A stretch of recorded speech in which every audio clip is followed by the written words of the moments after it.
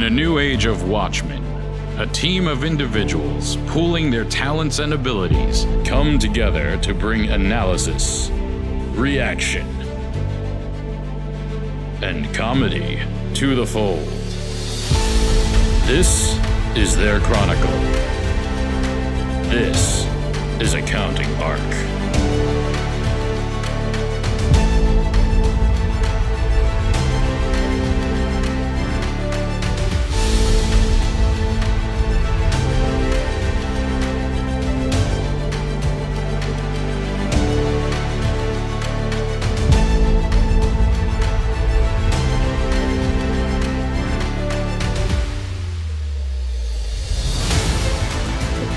Welcome to another episode of ARC. Today we're going to be talking about the political environment and how it affects us as professionals, especially in a profession like ours, where a lot of it is politicized and a lot of it depends on our politicians. So, big topic, deep breaths, lots of things to dig into and think about. But, I think, Byron, you shared a really interesting story with us earlier about, when you were involved with the Maryland Society. So can you elaborate on that for us? Yeah, absolutely. So every year, the Maryland Association of CPAs goes to Annapolis, our state capital, and we call it CPA Day. Everybody goes down and MACPA briefs us on the latest bills that are in office and kind of the MACPA's position on those bills, what we like from a pro-business perspective. And then everybody's job is to go meet with your representatives and share those positions. I had done it. I've done it many years, more than I can count at this time, but it was probably the third or fourth year that I was doing it when I wasn't prepared to be confronted with a situation where the MACPA position on a bill actually conflicted with my own personal position. And the purpose of being there is to share, kind of the CPA perspective. And it took some really kind of thinking about how to approach it, because I was meeting with my representatives as a voting constituent of theirs. And I had to kind of navigate, here is MACPA's perspective as a profession, and here is my perspective as, a voter of yours. So it was a situation that I wasn't really prepared for, honestly, and it was kind of early in my career. So I think I also didn't have a lot of experience running into many political, let's say, conversations in a professional environment. So it definitely took some navigating, and it was a bit awkward. I feel like that can be awkward, especially if you're not prepared to speak intelligently about all the various stages. So, I spent the beginning of my career in tax, right? And tax, of course, the tax code is changing based on politicians. Every probably 2 years, we get major tax overhaul legislation for the majority of my career. And that is not great for business. It's not great for the economy. It's not great for a lot of things to have that much change, regardless of which direction the change is going. But one of the things I learned early on is, I live on the West Coast of the US. I have traditionally lived in states that are very conservative, which comes with very specific viewpoints on taxes. I myself am conservative when it comes to financial stuff, but when it comes to social progress, I'm very liberal, and that changes who I vote for, how I think about these things, right? And I, as a younger professional, didn't have that self-awareness, right? I wasn't like, I know what I care about from a social perspective, but I didn't think through all the implications of the finance side of it and what that means and how it affects my clients, how it affects my own business, how it affects everything around me. And so it took me a lot of years to really build that foundation. And I bring that up historically because I've had clients tell me they didn't believe taxes were legal at all. CFOs of large companies have told me this, and you just sit back and you go, okay, this is clearly a very not gray area. This is one where I can very clearly say, nope, that's not true. You still have to pay your taxes, and as a firm and as an individual, I support paying your fair share of taxes to contribute to this, government and our country. And then I go back to the thoughts of, okay, but what taxes are fair? What taxes do I support? Which code breaks do I think make sense? Which ones do I think are ridiculous, right? And that might differ from the firm.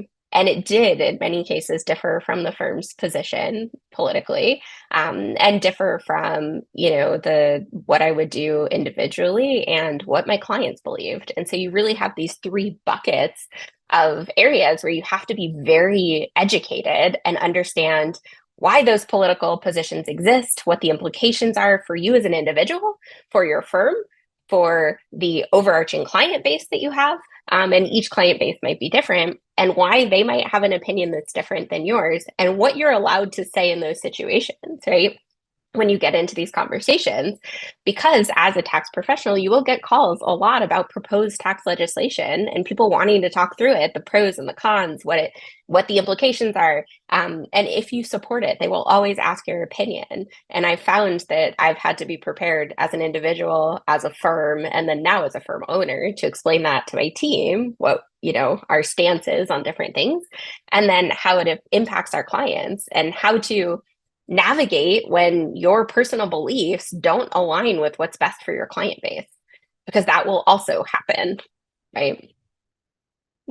What you're mentioning too, I think we can bridge to what Byron was talking about, which is, yeah, so once you hit the firm level, from there, you kind of go to the state level, which is what Byron was talking about. So how do we, as representatives of the profession at the state level, then represent what we think is the best for the constituency as a whole, essentially the state? And then the thing that really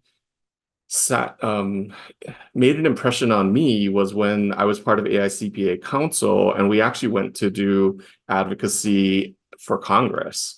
And that was the first time I really did anything like that. And I was like, oh, wow. I remember that video, the whatever, the thing became a bill and the bill became a thing, right? And all of that. And I was like, wow, we're actually are part of this. This is not just this thing they do all the way over in Washington, D.C.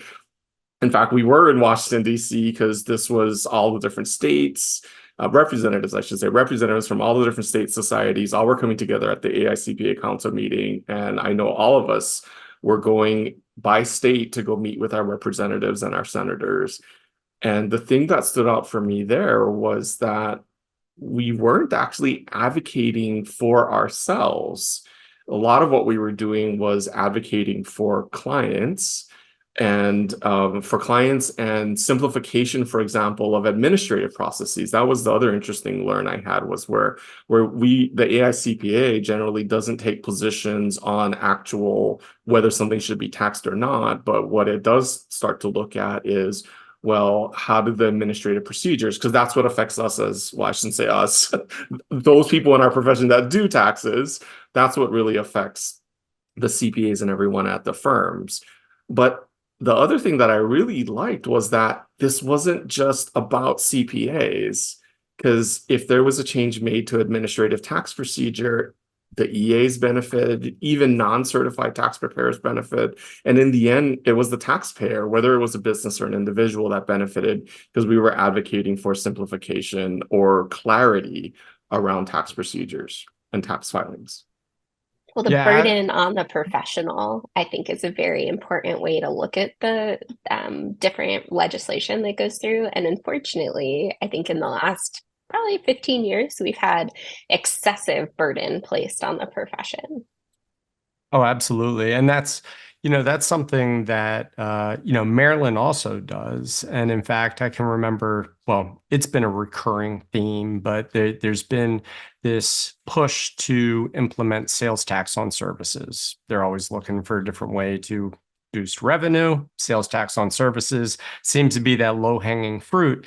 And MACPA has beat it many years over. And one of the biggest reasons is nobody knows how to actually implement sales tax on services and how to put all of it together to actually orchestrate it without it being a major burden on both the state government and the businesses. So, you kind of go back to talking about the profession's representation beyond just the profession. And that has been one that I've been boots on the ground for in the state, supporting all businesses to do that. And the complexity of enforcing it has been kind of that major lever that we've been able to pull in order to prevent those things from happening. That's interesting that you guys fought for that. So me coming from Hawaii, we actually don't have a sales tax. We have a general excise tax, which is applied to all businesses, like literally all businesses, including services. Oh, interesting. So Yeah. we don't pay, like I see it kind of on average, what I see is 6 to 8%. We pay effectively 4%, 4.7% across the board on everything. And the business has the choice to pass it on to the customer, or the business can absorb it. And you kind of see a little of both depending upon what type of business it is. Interesting. But yeah, so when they say we can't do it, I'm like, it's easy. We do it. We've been doing it for a long time. But I think part of some of what you raised there too is the other interesting thing at the national level was the interstate, or the conflict between federal tax law and state tax law. Because I remember specifically one of the things that we were advocating for, and this was, I think, 2009, 10, probably 2009 or 10, around there, was setting effectively a de minimis rule around when a state could tax someone that was working in that state. And you've got these states like, I think it's California and New York, that as soon as you work even an hour in the state, they want to tax you and take some income tax out there. And you've got others that have that. And what we were trying to do at that time was just say, hey, let's have a federal level agreement that this is the de minimis hours. But there was huge pushback from these big states that were getting that have a lot of people that travel through and work, because they were going to lose revenue. And so we were fighting, even though it was a tax policy thing, we were fighting on the behalf of the taxpayer to say this creates an unnecessary burden upon all of us, all of the taxpayers.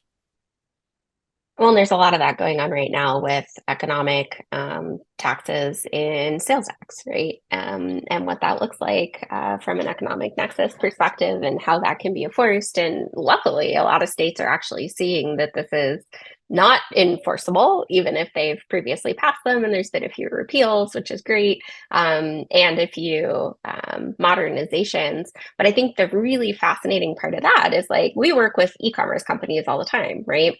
And our e-commerce clients clearly don't want to be paying sales tax in every state that they sell into, because that's insane. In some states, I personally think they should be paying sales tax. I think if you are selling, $1 million into a state, it should be your burden to carry to ensure that the state is getting those taxes on those transactions. But it is not in the benefit of my clients to have that, right? And so when we have conversations about it, I can say, look, this is why I personally believe that. I believe that everybody should pay their fair share.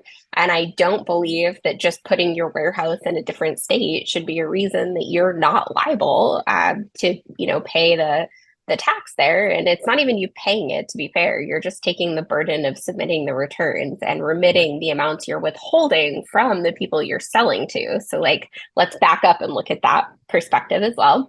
And then secondarily, I could say from a client perspective, I understand that does not give you a bigger strategic advantage, because now you have to collect sales tax. So your prices go up by the 6 to 10%, depending on what state it is. And that doesn't let more people buy from you online, right? Because they're not getting that discount that they want to get, even though in most states they would technically be liable for that. It's just not enforceable, right? But I do think as technology gets better, it'll get more enforceable. But that's a whole other conversation we can talk about. But it's a differing opinion. And it has been difficult as a professional to take the time and energy to develop my own opinions about these policies and my own opinions about, what should be good, what should not be good, and why. And then also extrapolate that out to what is in the benefit of my clients. Why are they advocating for this or not that? And then let's talk about the politicians enforcing these, right? So, I think you have a lot of politicians that come to the table with tax reform that they believe will help the populace.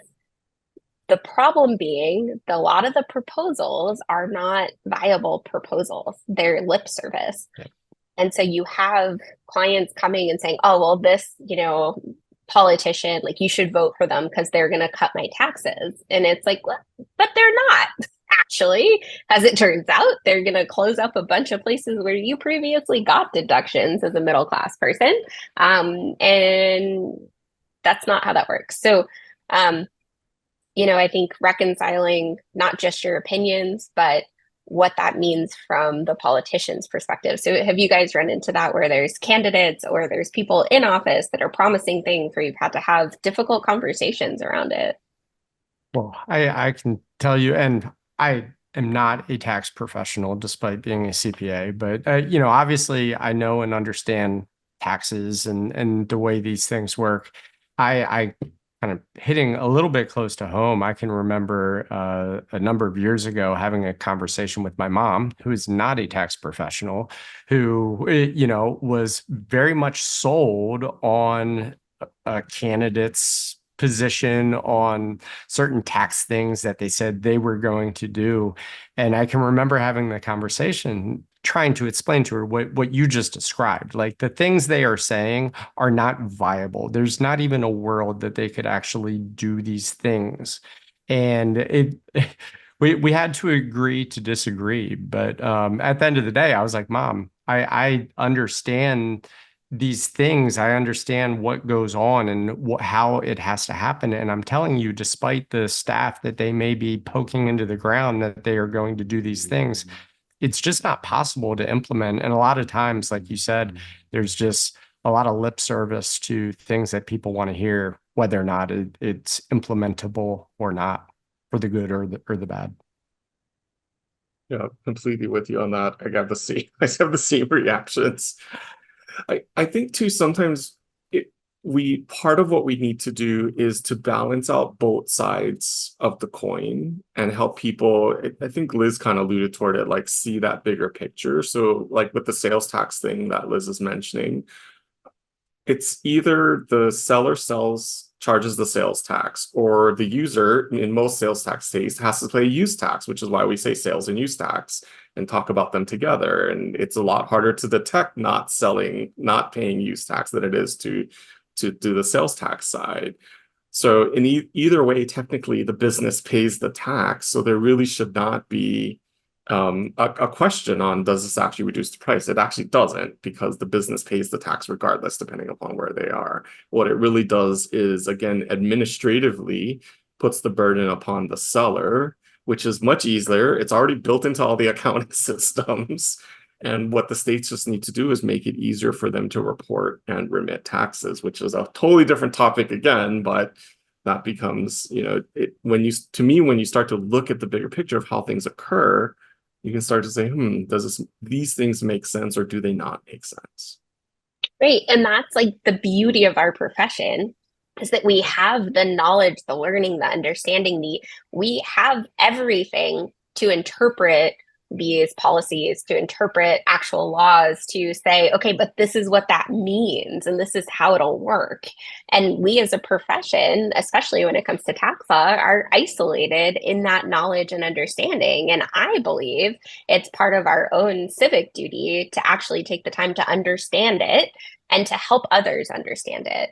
And whether that be, difficult conversations because you have differing opinions or they refuse to believe the things that you're telling them, or it be really productive conversations where you can say to a client, like, yeah, this would be bad for your business. And also, I personally support it. And sometimes you don't want to add that last part. Sometimes you can keep that to yourself because it'll create those difficult conversations that you want to avoid. And other times you can add it because you have the relationship and you've built the foundation to be able to say, like, from a big picture perspective, this is why I think it's actually a good thing, even if it sucks for your business right now. Like, let's plan for it. What can we do to make it easier on you? What systems can we look at? What processes can we implement that will, when this law passes or when this politician gets elected, will make sure that you're okay and you've like reserved enough cash if it's a bigger tax, whatever that is. But I think that it's very interesting right now because our tax code has been politicized. Right. And it has been increasingly politicized in my entire lifetime. Whereas previously, there were clearly some factions of politicians that said, no taxes, and clearly some that said more taxes. But the inner workings of the way they put social programs into the tax code, historically speaking, it was not a thing. And now you have social services being administered through the tax code and enforced by the IRS, which I think is a huge detriment to society. And I think will just degrade the way our profession has to foot the burden of ensuring these things are reported correctly over the years. But that's a whole other high horse I can get on. The reason to bring it up is we have a civic duty to understand this.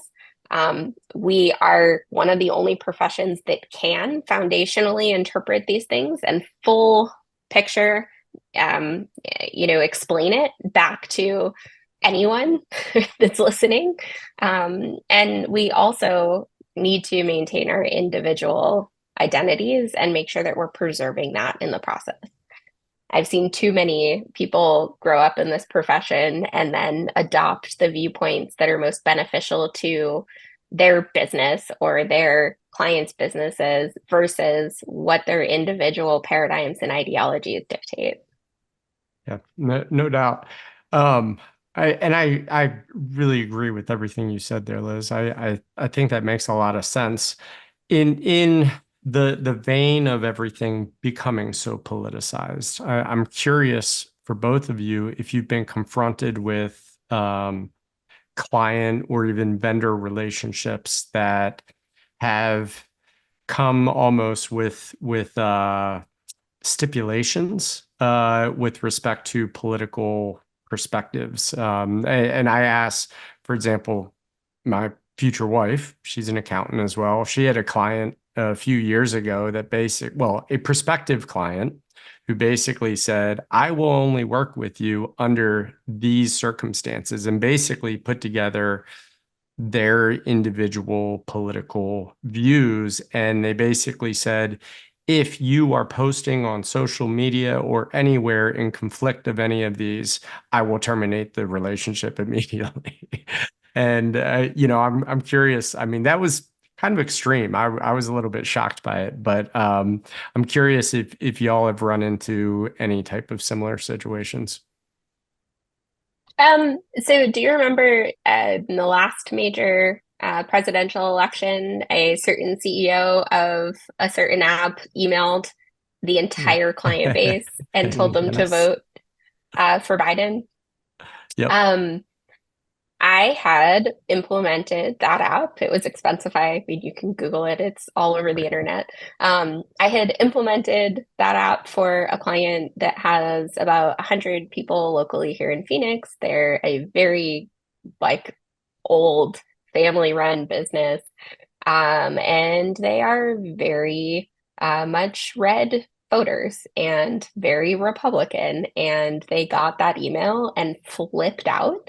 Granted, we had a strong enough relationship that they didn't blame me, but immediately cut off service from that vendor and forced us to convert all 100 of their people to a different app for expense management, which of course was an absolute nightmare of a situation and a fire drill that didn't have to happen.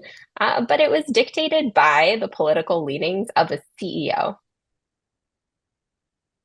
And that sucked. At the same time, part of me, especially for a family like that, and we can think of the reverse also happening, right? That there was some vendor that was very Republican, and you've got a strong Democratic client, finds out they're Republican and goes, I don't want anything to do with them.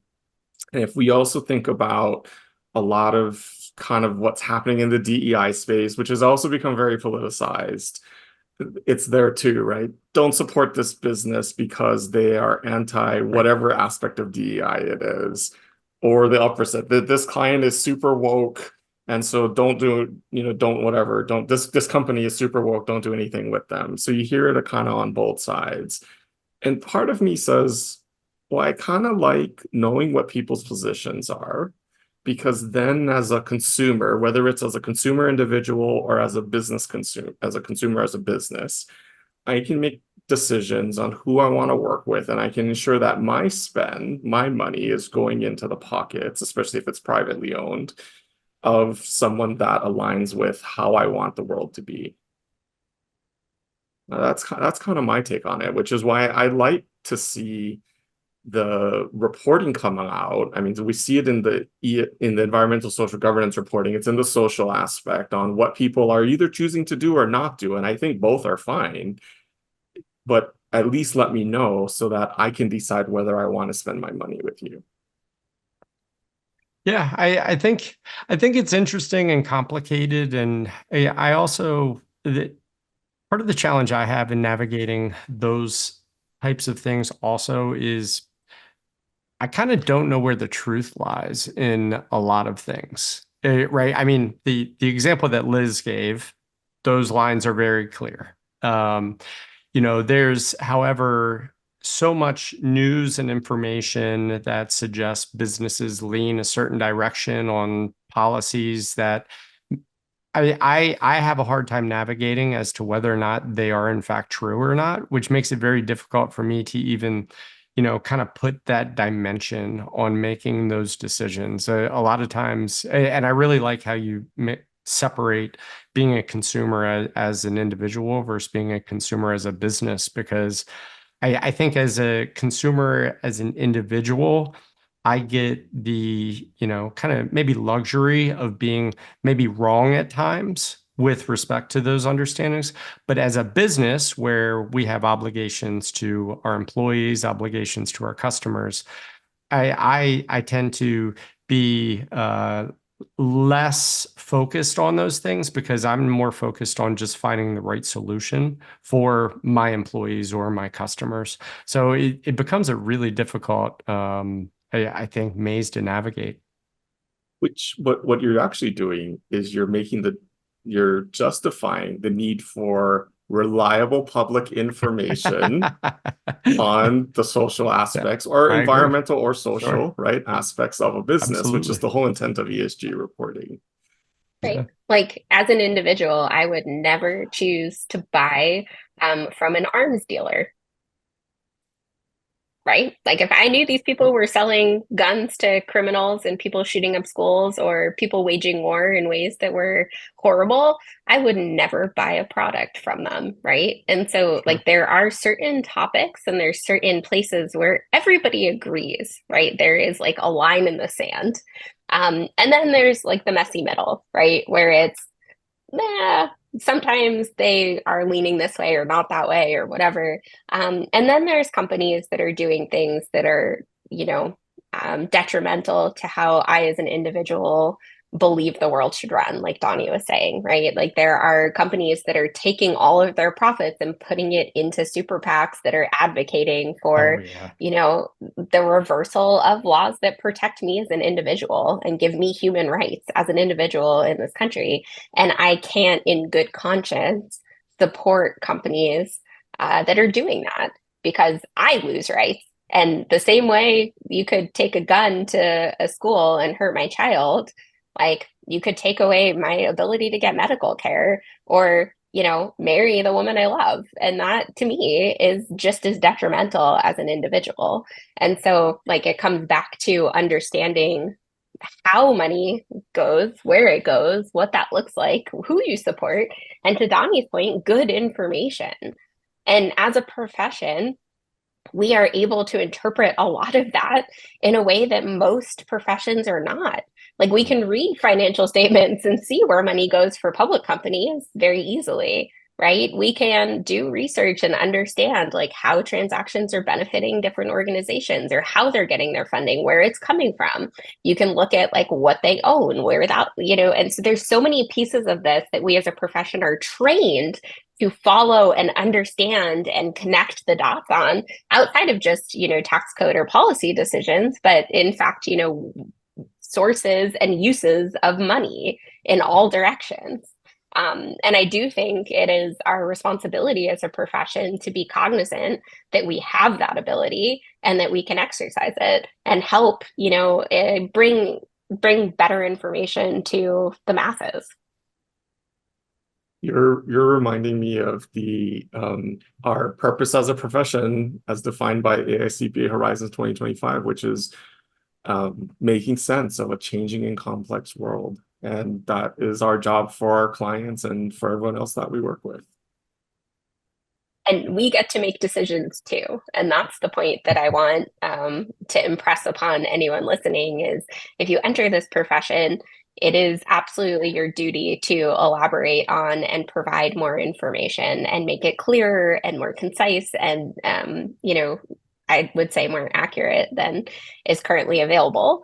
In your individual learnings, in your endeavors going forward, but it is also as an individual in a government-run country like we have, your civic duty as an individual to understand and make your own decisions and not let your profession change your decisions or not let I guess the paradigm shift of, well, this is better for my client base, so it's better for business, so I should just vote for this person, affect what you're doing and how you spend your money.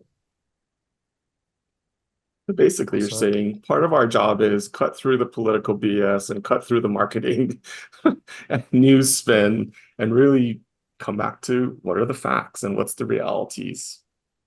Absolutely. And we're one of the few professions trained to do that. Like we are actually trained to do that, like in our day job too, right? And so, I think it's our responsibility to be thinking about that and talking about it and making our own decisions and just being self-aware enough to know what that is for your individual. And it doesn't matter if you believe one way or another. What matters is that you have taken the time to know what you believe and to identify as much real information as you can in this environment.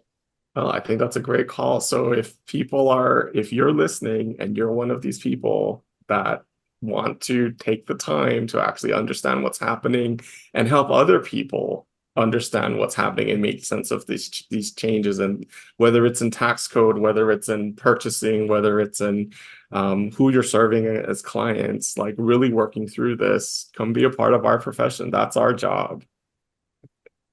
Absolutely. And I mean, we have bigger implications around like how financial statements are reported to the SEC and what information is available for investors and what that looks like overarchingly. There's so many pieces of it that affect our economy, that affect our policies, that affect our politicians, that affect like everything from that side of the world that we are trained and valuable professionals for.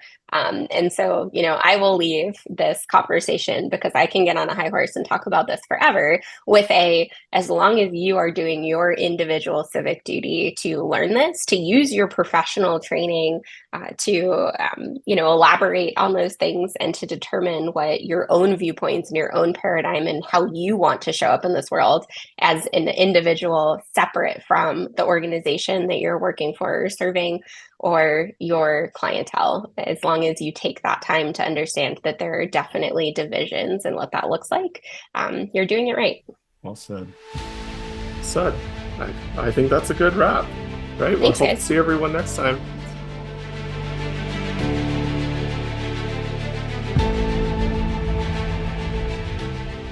The Center for Accounting Transformation provides business professionals with a network for utilizing innovations that are ready for adoption, the training and resources necessary to apply those innovations, and an opportunity to engage the talent and community needed to further the pursuit of innovative accounting practices that drive responsible and mindful business performance.